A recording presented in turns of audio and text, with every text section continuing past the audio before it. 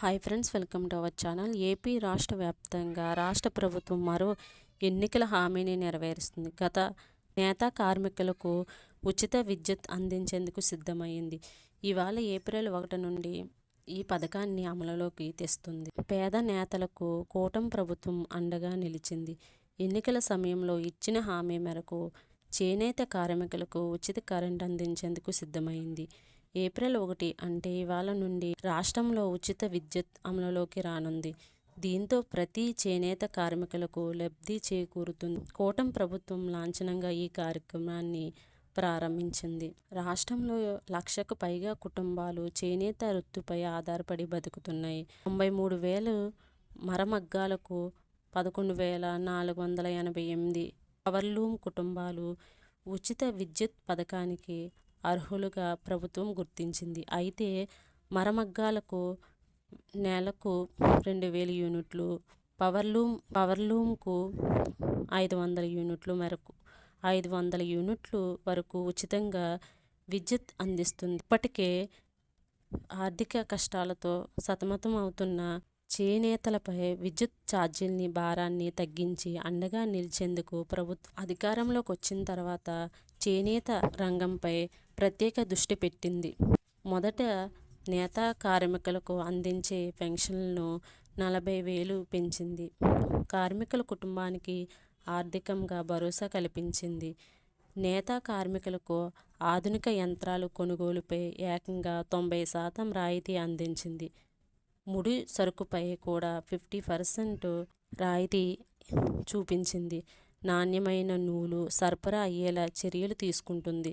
చేనేత కార్మికులకు మార్కెటింగ్ సదుపాయాలు కూడా అందిస్తుంది.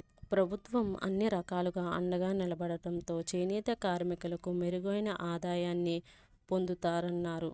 ఇప్పుడు ఉచిత విద్యుత్ ద్వారా మరో ఖర్చు తగ్గి మరింత ఆదాయం పొందే అవకాశం ఉందన్నారు.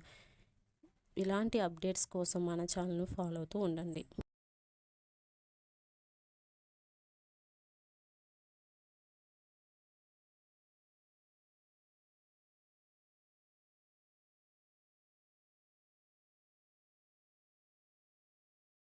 కూటమి సర్కార్ ఈ నిర్ణయం తీసుకుంది.